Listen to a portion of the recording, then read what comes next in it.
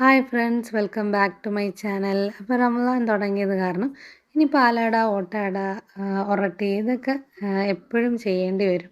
അപ്പം അത്താഴത്തിനായാലും നോമ്പ് തുറക്കുമ്പോഴായാലും ഇങ്ങനെ എന്തെങ്കിലുമൊക്കെ കഴിക്കാനാണ് ഇവിടെ എല്ലാവർക്കും ഇഷ്ടം. 1.5 നാഴി പച്ചരിക്കാണ് ഇന്ന് പാലാട വീശുന്നത്. വെള്ളം ഈ ഒരു പരുവായിരിക്കണം, തിളയ്ക്കേണ്ട. അതിന് തൊട്ട് മുമ്പ് നിറയെ ബബിൾസ് വന്ന് നിൽക്കുന്ന ഒരു പരുവം. 1.5 നാഴി പച്ചരിക്ക് ഒരു തേങ്ങയുടെ പാലും 2 മുട്ടയുമാണ് അളവ്. തേങ്ങയുടെ 1-ാം പാലും 2-ാം പാലും എടുത്ത് വയ്ക്കാം.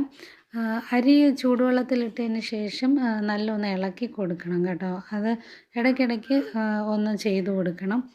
ഒരു അരമണിക്കൂറൊക്കെ കഴിയുമ്പോഴത്തേക്കും ആ ചൂടുവെള്ളം അങ്ങ് മാറ്റി പിന്നെ തണുത്ത വെള്ളം ഒഴിച്ച് വെച്ചിരുന്നാൽ മതി.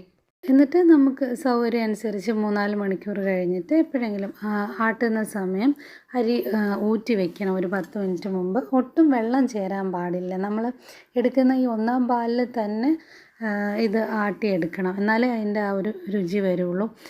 നമ്മൾ എടുത്ത് വെച്ചിരിക്കുന്ന അരിയിൽ പാതി അരി എടുത്തിട്ടുണ്ട്.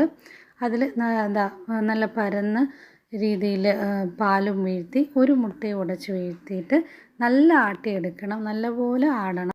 ഉമ്മയാണ് കേട്ടോ എനിക്ക് വീഡിയോ എടുക്കാൻ വേണ്ടിയിട്ട് ഇതെല്ലാം ചെയ്തു തരുന്നത്. ആട്ടിയതിന് ശേഷവും നമ്മൾ മാവ് അരിച്ചെടുക്കണേ. അതിലെന്തെങ്കിലും ചെറിയ തരിയെല്ലാം കാണും, തരി കാണാൻ പാടില്ല ഒട്ടും. ബാക്കിയുള്ള അരിയും എടുത്ത് അതിൽ ഒരു മുട്ടയും ഉടച്ച് വീഴ്ത്തിയിട്ട് പാലും വീഴ്ത്തിയിട്ടുണ്ട്. പാല് ആദ്യം ആട്ടുമ്പോൾ ഇതുപോലെ ഒരളവിലെടുത്തിട്ട് ആട്ടിയാൽ മതി. അതിന് ശേഷം ഇത്തിരി കട്ടിയാണെങ്കിൽ നമുക്ക് ബാക്കി പാലൂടെ വീഴ്ത്തി ലൂസാക്കി കൊടുക്കാം.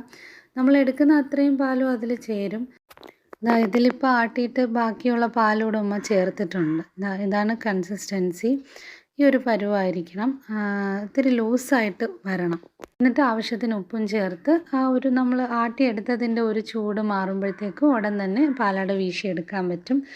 പാലാട വീശുമ്പോൾ പാനിൻ്റെ സൈഡിലായിട്ട് മാവ് വീഴ്ത്തി കൊടുത്തിട്ട് പതുക്കെ കൈകൊണ്ട് ചുറ്റിച്ചെടുക്കണം.